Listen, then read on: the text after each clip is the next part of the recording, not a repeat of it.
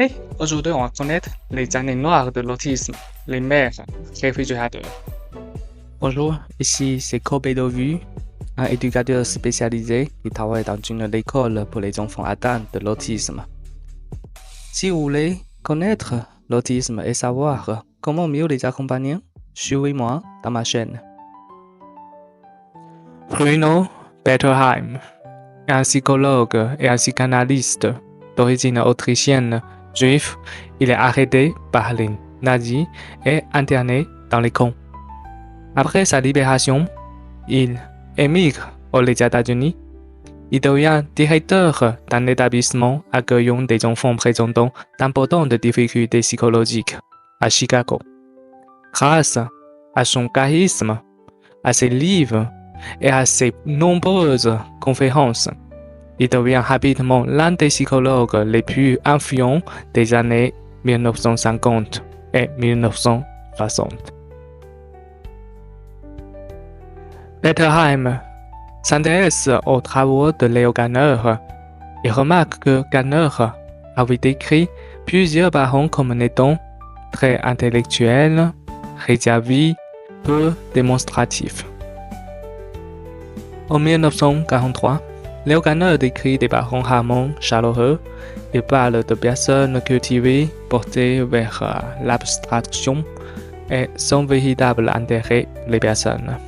En 1949, il décrit des enfants comme laissés dans un réfrigérateur qui n'existe pas et qui se tournent vers une solitude qui semble plus confortable.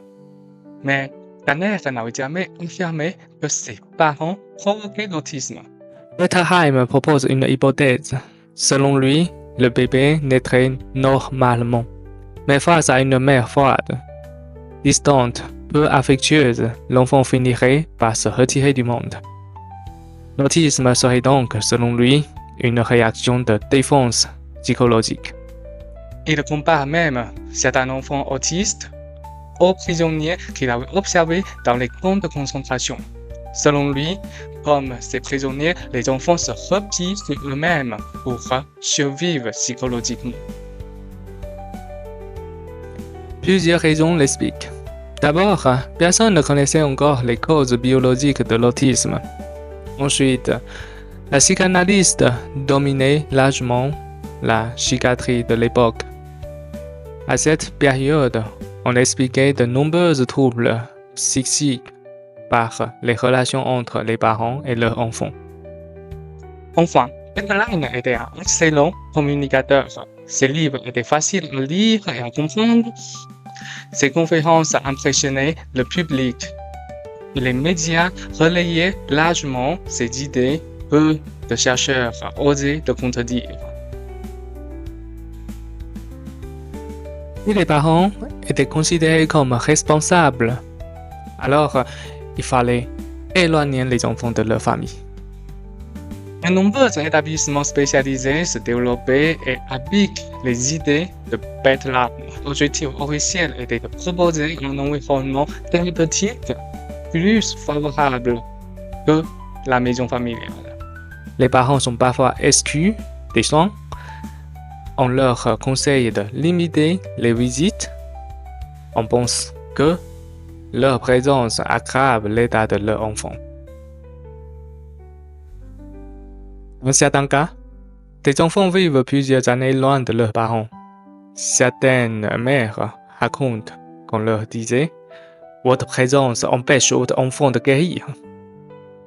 Beaucoup de mères vivent dans la souffrance, être persuadées d'être responsables, puis être séparées de son enfant pendant des années. Les conséquences sont immenses. D'abord, pour les parents, des milliers de mères vivent avec un profond sentiment de culpabilité. Certaines développent une dépression, d'autres s'éloignent progressivement de leur enfant, persuadées qu'elle lui fait du mal. Pour les enfants, les séparations provoquent davantage d'anxiété, une perte de repères affectifs, des difficultés supplémentaires. Pour les professionnels, Cette théorie retarde aussi les recherches. Pendant plusieurs décennies, la communauté scientifique s'intéresse davantage aux relations familiales qu'au fonctionnement du cerveau. À partir des années 1960, plusieurs chercheurs commencent à remettre en question Bettelheim. Ils observent que des enfants autistes naissent dans des familles très chaleureuses. Les frères et sœurs élevés par les mêmes parents ne sont généralement pas autistes. Enfin aussi, les séparations familiales n'améliorent pas les enfants. Puis arrivent les premières recherches en génétique, en neurosciences et sur les jumeaux. Tout montre progressivement que l'autisme est un trouble neurodéveloppemental et non la conséquence d'un manque d'amour. Merci d'avoir regardé cette vidéo. Si vous souhaitez continuer à approfondir vos connaissances sur l'autisme, découvrir des stratégies éducatives concrètes et mieux accompagner les enfants TSA, je vous invite à rejoindre notre chaîne.